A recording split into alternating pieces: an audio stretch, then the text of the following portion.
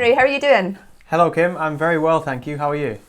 Good, not too bad, not too bad. Struggling a bit with being stuck at home, but I think we're all in the same boat just now, aren't we? Exactly, yeah, I feel your pain and I'm very much just trying to remember that we're all in it together for sure, especially like in the photography community. I think it just, I don't know, it keeps me going, it keeps me thinking positive, you know, rather than just, getting down on myself or whatever. But yeah. So yeah, one idea I came up with was during this time was to try and reach out and connect with other landscape photographers that do YouTube so that we can have a bit of debate about stuff. And a few weeks ago we had a chat and then you posted a video about the fact that you don't often use ND Grad filters. You prefer to do your ND Grad effect in Lightroom. So I thought we could sit down today and basically debate that. But before we get into that topic, I wondered what got you into landscape photography in the first place? Oh, okay. So travel, if I was to give it you in one word, it all started with travel for me. So since I left university at around 21, all I wanted to do was just travel. That was my passion. And back then, actually, I didn't have a camera. I wasn't interested in photography at all. So it's always been something I've struggled with a little bit because so many people have always got these really nice sort of romantic stories where they've had cameras since they were like 9 years old. However, I only got into it about 4 years ago. But yeah, the travelling was my original passion. And at first, I always just had my phone. I remember it very vividly, you know, just taking snapshots like people do when they're on holiday or trips. And then I think it just grew from there. At the time, I was travelling around Canada, got over to the West Coast, travelled all the way across the country. So started in Newfoundland in the east, all the way to like British Columbia in the west. It was incredible. But I vividly remember using my phone and I was like thinking a lot more about composition. And then when I got to Vancouver, which was the final destination, I remember thinking, I'd like to buy a DSLR and, you know, try and learn manual settings, which I did. And then after Canada, I moved to New Zealand, which is where it all like started kicking off. And that's where I got this perfect balance between like a love for adventure, but also wanting to document it with photographs. And then obviously my love for landscape photography grew from that. So it's a really nice story looking back, actually. It's something that I'm really grateful for now, for sure. Yeah, definitely. And I often find the photographers who start with like the basic gear, like your phone and like working on composition, are often the ones that end up being, you know, really passionate and authentic about their journey. And I think, you know, your story is amazing, actually. It's really, really fantastic. And now you tend to do a lot of just traveling around the UK itself, don't you? Yeah, now I'm absolutely in love with the UK. Like we've spoken about this before. I like my it's funny really because in many ways it's flip turn. I had a huge travel bug. I just wanted to, you know, I had nothing against the UK, but I just wanted to go and explore the rest of the world, which I still do. You know, there's still a big part of me that there's still so many places that I want to visit, but I love the UK like with all my heart, and there's, you know, so many places, you know, in the UK and Britain that I just haven't even been to, like, and so much to explore at home. Definitely. It's good to appreciate that as well, because the variety we've got here in the UK is just absolutely incredible. Yeah, absolutely. So getting on to the ND Grad debate. So ND Grads are obviously very popular in landscape photography. I personally use them a lot. Have you had much experience with using them yourself in the field, and what do you think of them? Yeah, so I think when I first started out with landscape photography, obviously not right at the start because you wouldn't just get filters straight away, generally speaking. But yeah, at first I was all about ND Grad filters and I always wanted to use them, and even nowadays I still do use them a fair bit, but I've started swinging a little bit more towards exposure blending or using, you know, Lightroom's graduated filter tool. And I think actually it's really important to say at this stage for anyone that's watching, and I'm sure you'll agree with me on this, there's no right or wrong answer necessarily, you know, it's all down to personal preference, and there's no right or wrong answer, but I've started using exposure blending a lot more, and I've gone off the idea of taking filters out with me and faffing around with them on location, which is kind of strange because I always used to have this idea, almost a romantic idea of wanting to do everything on location with my camera, but yeah, it's died down a little bit. It's strange, isn't it? Was there like a particular, I guess, experience you had when you were out in the field that made you think, I don't really want to take these with me anymore? Or was it more that you just found it a bit easier maybe doing it in Lightroom when you got home? There was definitely no specific experience. It's just been gradual, and I think it's mostly been down to how my post-processing skills have just naturally got better, and progressed. And I guess I just got to a point where I was using Lightroom, and I kind of, there's no specific moment where this happened, but I must have just thought, like, why do I need to take these out with me all the time? And they're expensive, and like I mentioned before, it's faff. I'm always out in rain and wind and forever trying to wipe the filters, and I'm just finding that I don't need them. I don't need them to be in my bag, and it's extra weight. It's something else to break, and like I say, there's no right or wrong answer, but that's starting to become my personal preference, the post-processing route. It's good actually, because there's obviously with everything in life there's more than one way to do something, and I think it's great that we have the option as landscape photographers to either use filters, get everything exposed 100% in the field, or if you're more into the computer side of things, going home and doing that yourself. So like I personally find I use ND Grads pretty much all the time in the field. I'm a bit like when you said you used to be like you wanted to get everything right in the field. I still sort of have that, but there is a few times when I do use or do the effect in Lightroom, and that's often when either the conditions change really, really fast and I don't have the time to get the filters in position, or sometimes it's a really dark, moody sky, but there's not too much exposure difference. I'll just snap it as it normally is and then do that gradual difference in Lightroom. So yeah, I just sort of, I love the fact though that there's more than one way to do something, and it's all about personal preference, as you say. But I think a lot of the time because you're really into the Lake District and stuff, you do quite a lot of hiking up mountains and that. So, not taking filters with you or taking the bare minimum is obviously great for you in terms of keeping the weight down. Yeah, exactly. And that has started to play a little bit of a bigger part. Maybe it's just because I'm getting a little bit older. I probably shouldn't say that. Jeez, I'm only 28, but I have started noticing ever so slightly, how important it is, especially when you're out hiking, just to try and drop 100 grams here or 400 grams there. And, obviously combined, it can make a really big difference to your day out, actually, and to your experiences, being out on location. You've got a big, massive bag with you. But yeah, it's not really something that's ever concerned me that much, weight. I guess as well, it's just something else to break. And I've, as you know, fairly recently just gone full time. And for that to happen, I have to be really careful with my spending. I don't have a lot of money, basically, and it seems quite crazy for me at the minute to go out and spend, generally speaking, over 30 or 40 quid at least for each of these graduated ND filters, when I can just do it on Lightroom. And I think as well, that's another big factor for me, definitely the cost. Would you say that you do exposure blending a lot? Like, do you bracket exposures out on location? I actually hardly ever do that. I have done it a few times, but I think it's because I personally like to spend as little time editing my photographs as possible. Sometimes I'll get really into it and I'll get really passionate about it and I'll spend, quite a long time on a photograph. But I think especially if I'm out on a really exciting shoot, I often just want to get like everything right in camera so that I don't come home and have all these images to edit. I just find I want to be spending as much time outdoors as possible and as little time with the editing as I can. So there is times obviously when the conditions, if the sky's really, really blown out and the foreground's really shadowed, to do the bracketed exposure is the best way to get that effect. But yeah, I don't know, I just much prefer to do it with the filters where possible. But like we're saying, that's the great thing, there's more than one way to do these things. Exactly, yeah. I think that actually brings up a sort of wider debate almost about, doing as much as you can out on location, like you said, but then knowing that you can still do quite a lot in post-processing as well. And again, like, there's no right or wrong way to do it, but I think personally I've just found my skills have progressed quite a lot, and actually I enjoy post-processing.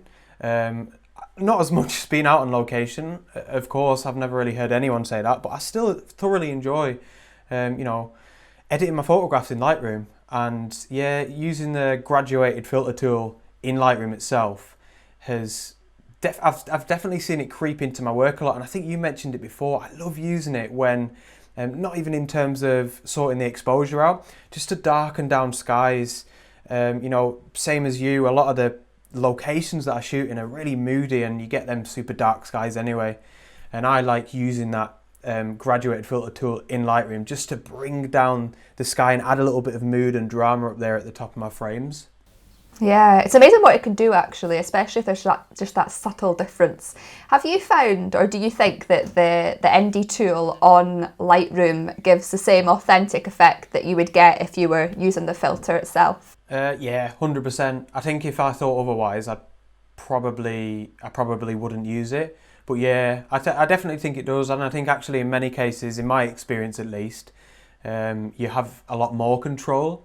Because you just sat at your computer, you don't have to chop and change all different filters, especially in the sort of landscapes that I shoot where 9 times out of 10 there's some sort of subject protruding up into the sky, into the horizon, and I'm not necessarily shooting a clean horizon, like across a seascape, for example, which I know you do a lot.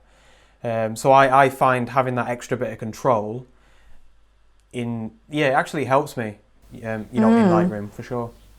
That's a good point, actually. It's something I've never really thought about before. I mean, obviously you've got the different intensities and the graduated filters, and you've got to decide which one to use. But yeah, that control aspect, that's a really, really good point to make. I think for me, like I was saying, if it's quite a gradual change, I'll use that that tool on Lightroom. But because I shoot a lot of coastal scenery, and especially at sunrise and sunset, I often find that the sky can be a lot brighter than the foregrounds. And the issue I have with that is when using that tool, the sky can be so overexposed that you just cannot bring that back in Lightroom. So I guess it's about, I suppose, knowing when to use the filters, when not to use them, but also because I personally don't do much bracketing exposures. A lot of people will say that I could just bracket the exposures and then blend that together in post-processing. But because I don't like doing that, for me, having that filter in the field to stop that massive blown out of the sky, which you can't then rectify in post-processing, makes having the filters easier. But as you say, it depends what subject matter you're shooting at the end of the day, doesn't Exactly. it? I think you've made a good point there as well. In the debate, in many ways, isn't necessarily whether you use filters or use the graduated filter tool in Lightroom. If you're out on location and say, for example, I favour exposure blending and I never use filters, I still need to make sure that I get all that information out on location by bracketing, or else there's no point. I can't then, like you just said, I can't use the graduated filter tool to bring down a blown out sky where I've blown out the highlights. It just won't work. But yeah, it's really, really interesting, and like we've been saying, there's no right or wrong way. No, definitely not. It's what's so great about it as well. I think that's one thing that a lot of people, when they start photography, don't realise is if they overexpose a certain image, they cannot get that detail back. So yeah, it's quite good, I think, to touch on that as well, and sort of just to mention that. So in terms of so we've obviously been speaking, this debate mostly today is about ND Grad filters, but do you have an opinion on using just normal ND filters, like 10-stop filters, to do long exposure within your work? Yeah, I guess in terms of post-processing, you can't really replicate what an ND filter does. I mean, you can, there's software that can do it nowadays, but maybe in the future I'll end up saying that about ND filters. I've just thought about that now. That would be funny, wouldn't it? Where I'll say, oh, the software is so good nowadays that you don't even need ND filters. But I guess now I'm still in the mindset of I haven't delved into that software enough, so I still feel, I need to use ND filters. I absolutely love long exposure photography. My 6-stop ND filter, I think it's a Nissi filter, and I bought that very early on actually when I just got to New Zealand. Even though I was very much a beginner, I just really, really wanted one, and I wanted to delve into long exposure photography. And for anyone that's watching, if you are a beginner, I'm not telling you to go out and spend your money, but I definitely consider looking into ND filters, because long exposure photography is fantastic. Like, you can be super creative. And like I say, you can't necessarily replicate it in software, not simply anyway, like the graduated filter tool. Yeah, I mean, I love long exposures as well. I think especially because I shoot a lot of water, I just love having that serene feel and getting some movement in the clouds. And it's really good also when you've not got the best conditions, because you can create quite an atmospheric and moody photograph where there's just not much happening at all, which is really, really good.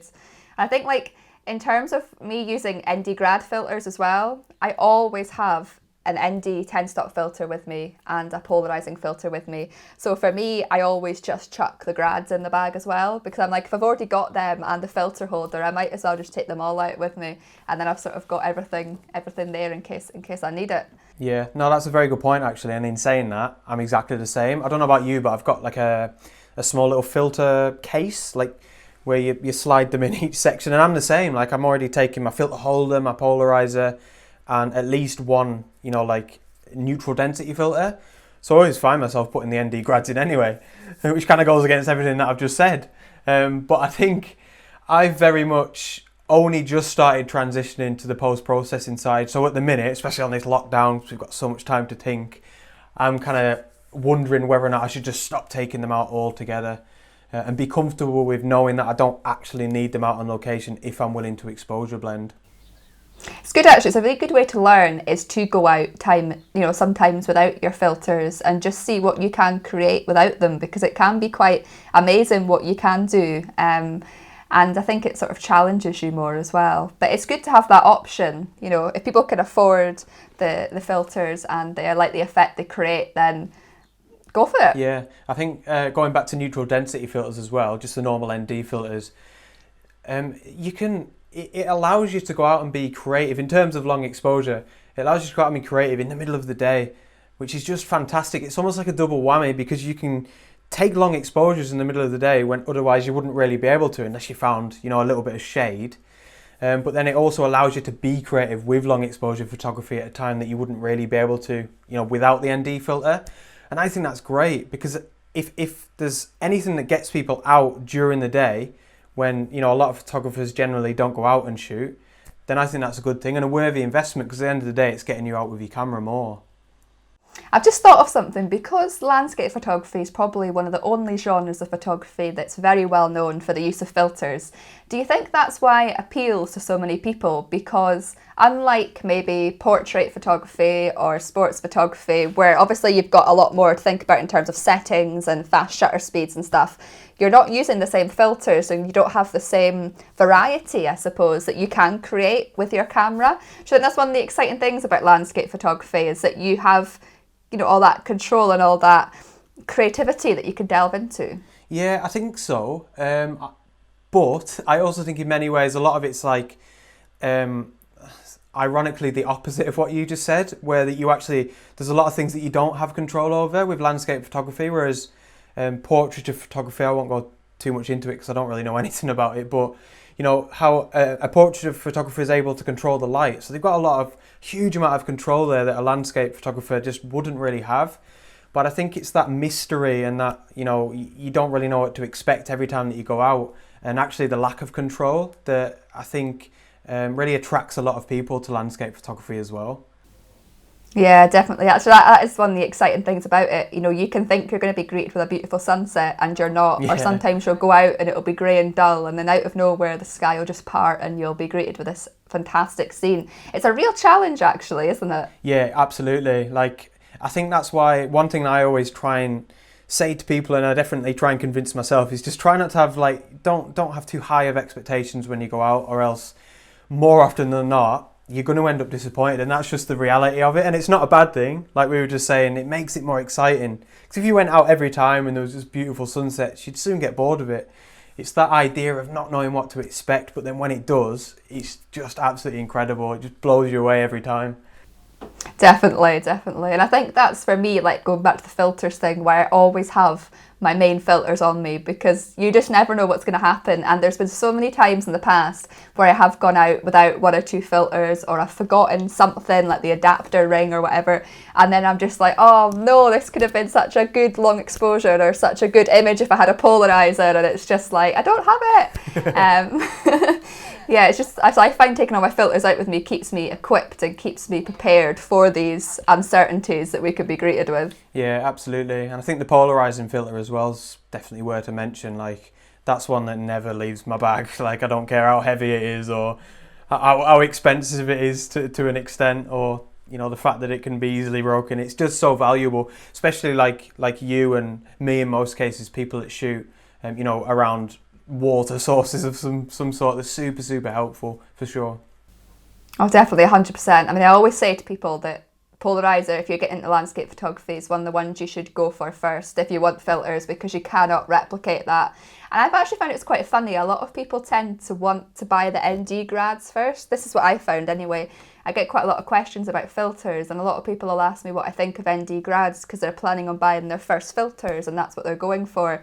And a lot of people don't seem to realise that probably the best filters to invest in when you begin is a polarizer, because it's one of the only ones that you can't rectify in other ways. Yeah, that's a really good point. And I think going back to the ND Grads as well, I think one thing that I've realised, that basically they're very expensive. And for example, if I'm out on a workshop with somebody that's an absolute beginner, I wouldn't like them to be under the illusion that they have to go out and spend hundreds of pounds on these, you know, graduated ND filters when they don't really have to. If they want to start using them down the line, then yeah, absolutely fantastic. But I'm all about, you know, not trying to make people like beginners, trying to make them realise that it doesn't have to be expensive.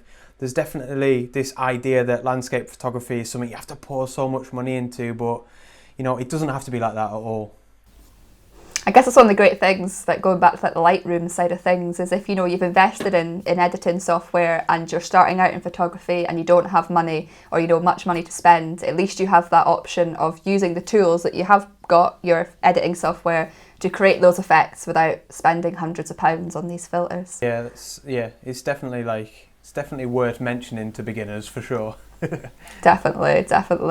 That's quite good that we've both realised that as well, you know, given we're both in quite a fortunate position to be, you know, hosting workshops and stuff, and to have that experience that we can sort of let people know that yes, ND Grads are great and they do a fantastic job when you've got different exposures and different stuff, but there is options out there, and you know, learning what the options are and what works for you as a person, what works for you personally, is the best way forward. Yeah, which is what it's all about at the end of the day, or a lot of it is about with landscape photography. And I guess to sort of conclude on what my outlook on ND Grads, it basically, I've just got better at editing and I enjoy editing a lot more, whereas when I first started it was very much a chore and almost a hindrance that I had to sit down and edit this photograph when really I didn't know how to use the software properly.